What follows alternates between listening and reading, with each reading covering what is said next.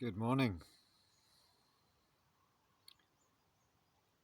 We're getting closer to the time of the autumn equinox here in the southern hemisphere. The light is slowly emerging on this day, and I welcome you here on this beautiful land of southwestern Australia,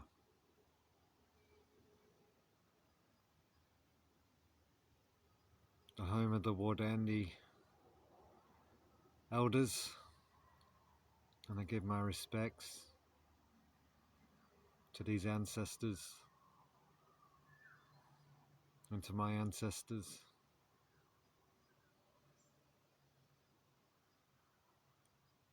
As I move into this third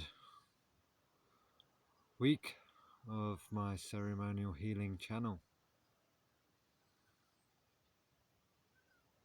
and I still feel like I'm preparing the space, preparing the intentions for what lies ahead, and what I hope for this channel, and how it may serve for the greater good and the greater whole.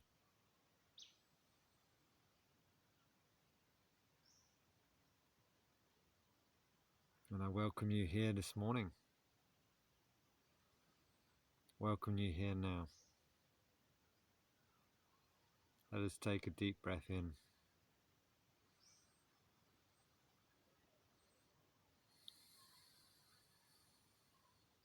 And relax into this meditative space and communion with spirit and soul.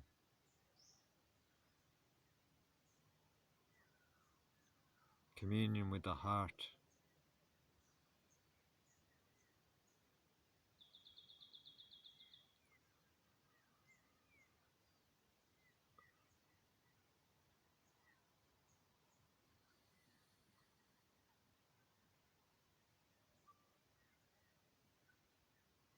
So what do I want to speak to this week on this channel?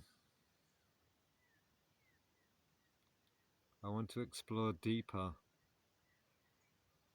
on this theme of change that we are moving deeper into.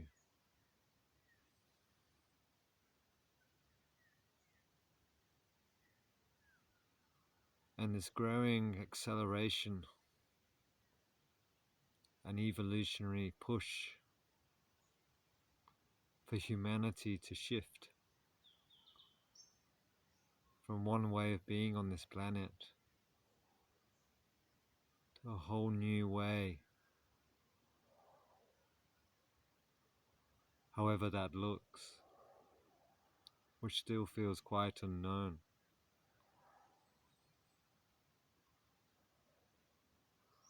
But the potential is there.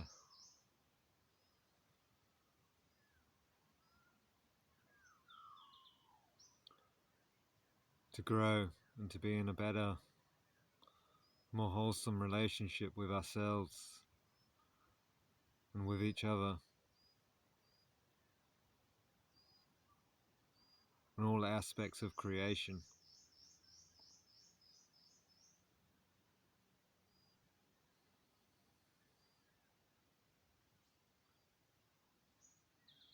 And one thing I am aware of is that there is a spectrum to the self that covers many different aspects. At one end of that spectrum there is the divine self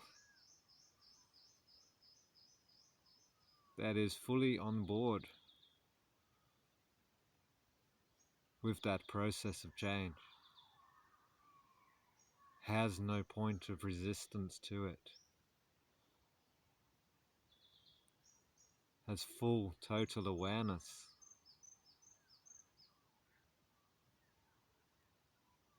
that it entered into this space at this point in history to be a part of that process.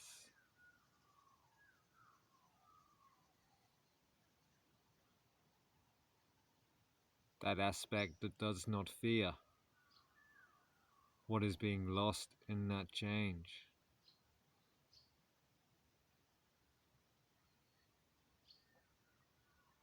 And then we move along that spectrum. We move into the spiritual self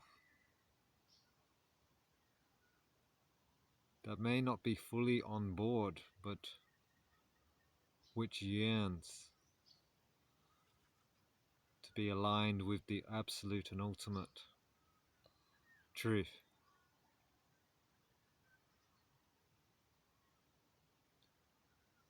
And that is the spiritual aspect that can easily move through this time, this great upheaval, when we can be in touch with that aspect of ourselves and that yearning and the hope and the promise of what lies beyond, and the culmination of the journey we are on.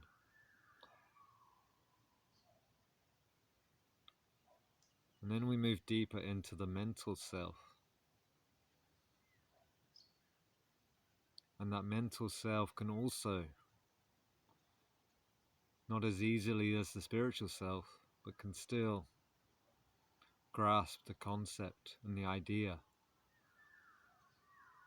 and the value of letting go,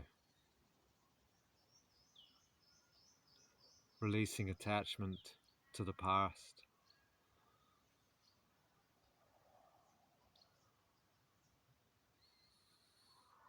entering the flow of life. The mental self can see the value in that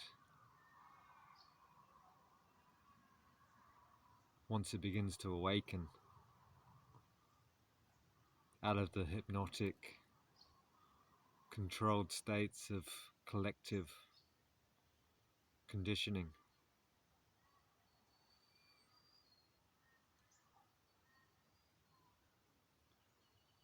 Once that mind begins to think for itself as a sovereign force.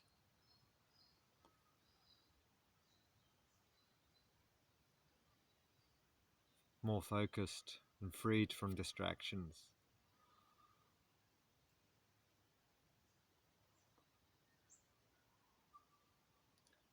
And then as we move further along that spectrum into the emotional self, and then on into the physical self and the deep structures in the brain and the nervous system, we find greater points of resistance there and struggle to move through this period of time, to move through the human experience of gain and loss.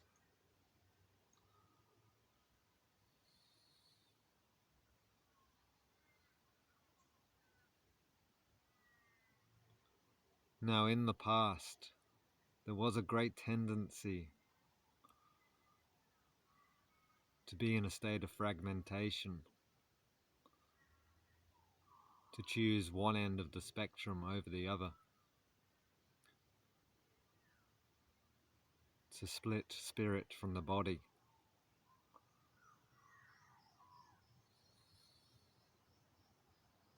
to split the mind from the body.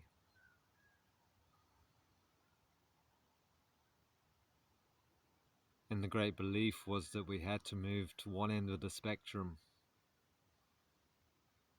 and dragging our nervous systems,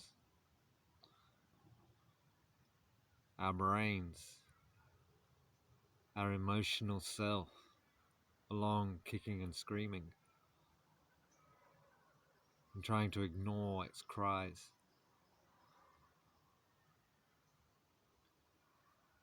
If I've learned anything over the last few years, is that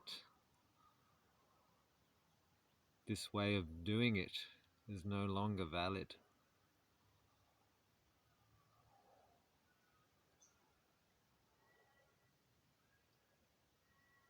We are moving into a whole new paradigm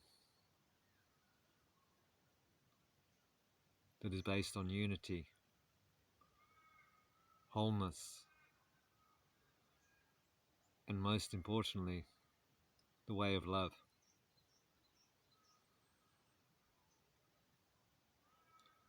How do we love our bodies, our nervous system, and our emotional self through this process?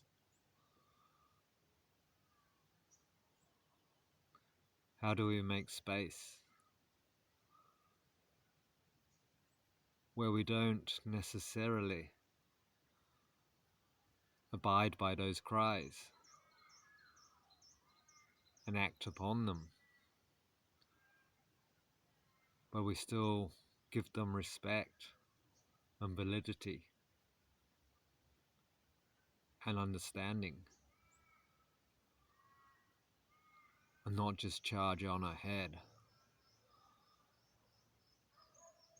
throwing things away from the past, letting go baggage, things we are holding on to, accelerating at great pace, and not respecting the consequences that has on other aspects of our being.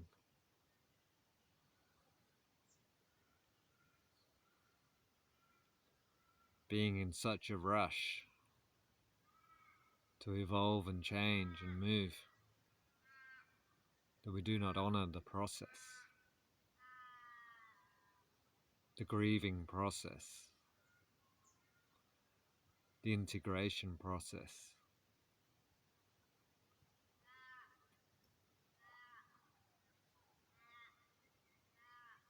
And that cannot be forced by the human will,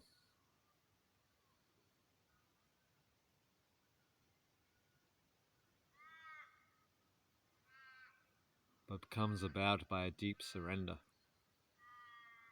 and humility.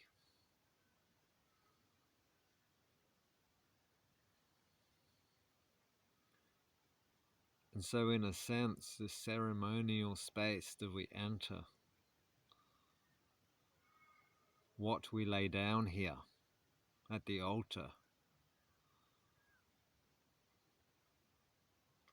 is our sense of control.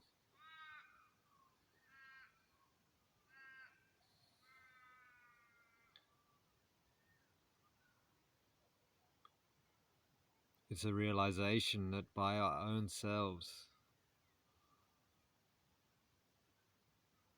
we cannot lead this process of change.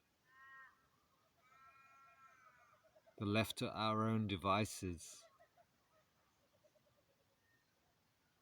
we will likely try and avoid, sedate and control those aspects and those voices that we do not wish to hear, that are uncomfortable to feel.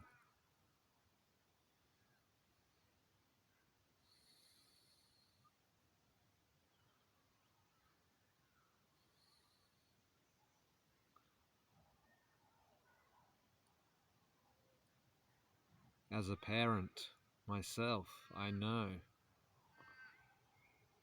how challenging it can be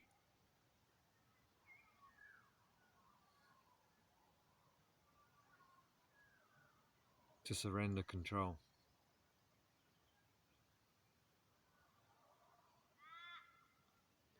to surrender that feeling that I must be in charge and guiding this on my terms, to move more into a space of deep listening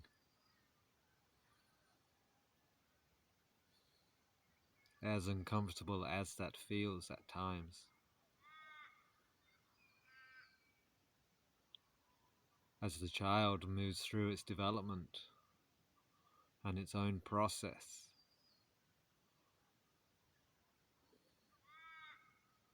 especially those young toddler years, learning how to be in this world and to feel all that's here.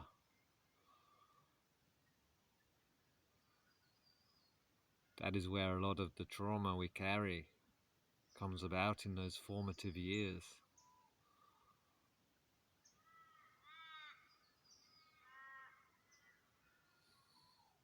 That is where the emotional self and the nervous system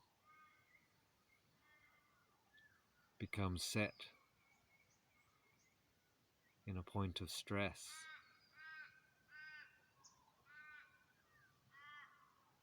A point of survival. Because often as toddlers, we were dragged, kicking and screaming, to the demands and wishes of our own parents.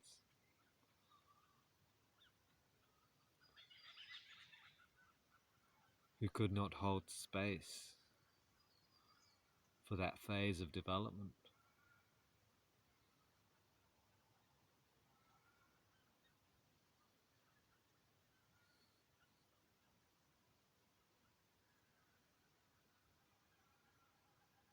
So that is where a lot of healing needs to take place. That is where self-love and self-care really comes to the fore.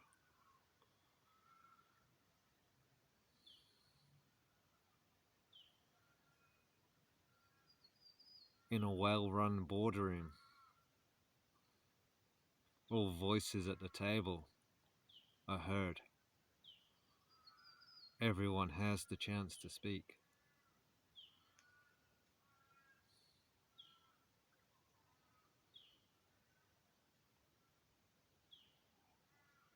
Even though some aspects at that table may be saying things that no one else wants to hear. Everyone has the right. And in this time of great change, the nervous system and our emotional self has every right to say, I am not happy with this. I am uncomfortable. I am under stress.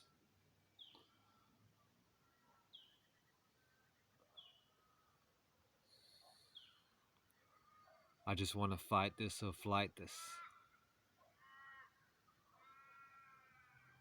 Get me off this ride. Totally valid.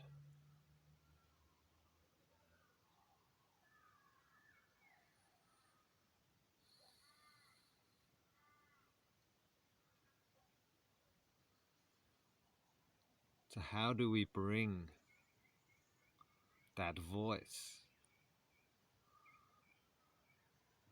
and encourage it to come to the altar, to lie down and rest?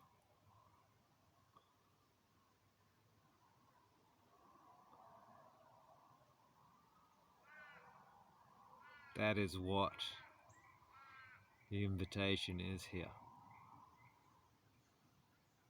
Not dragging it here to the altar, encouraging it.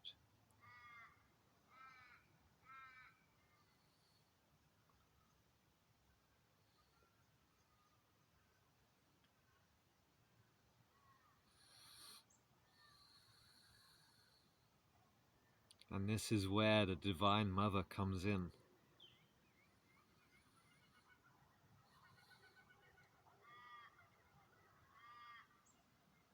The Supreme Parent. Not our mortal mother. Not the Earth Mother even. But the archetype of the Divine Mother. who expresses herself in so many faces, in so many ways across all different cultures.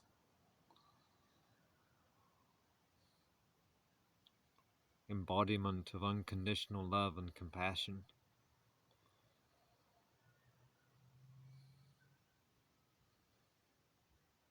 That is what our nervous system truly yearns for.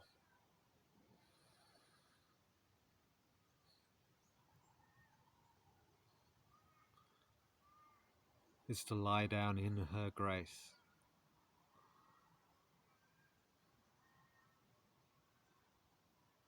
To de-stress in her presence.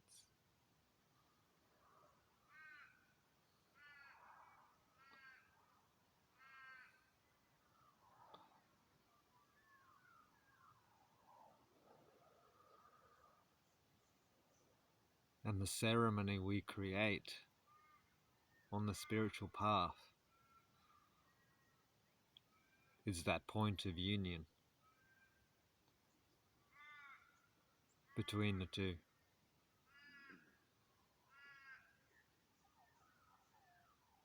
We create this space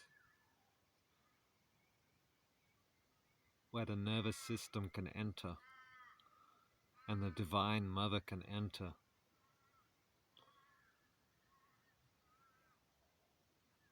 And magic and miracles can happen.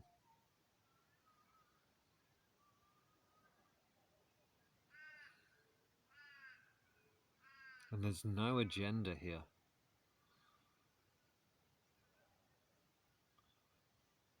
But just a deep understanding that this is what is required.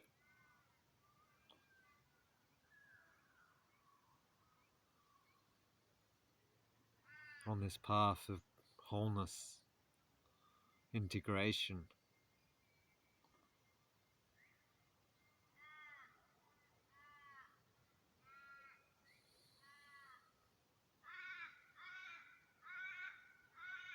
it is no longer valid to just be aligned with the spiritual self. He was champing at the bit to get out of this old, broken way of being on this planet, ready to thrust into the new world.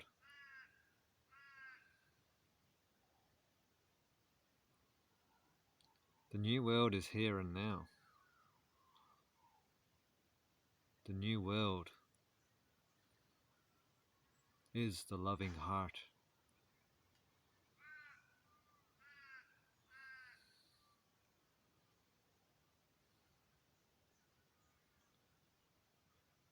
It is the way of intimacy.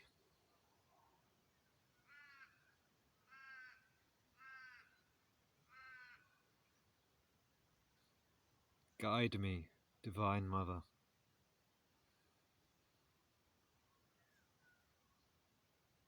Take away these burdens, take away this stress.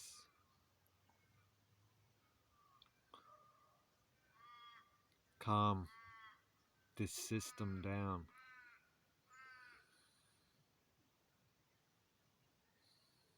Help me move through these emotions and feel what I feel.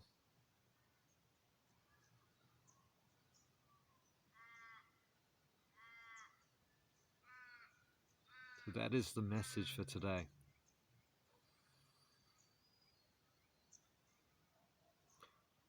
And as we move deeper into our time together through this channel, I hope we do create that space where our nervous systems can enter and be in communion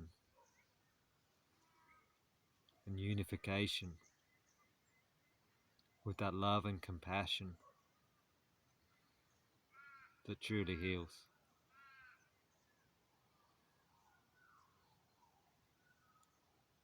Many blessings, dear one. Many blessings on your day. Until next time.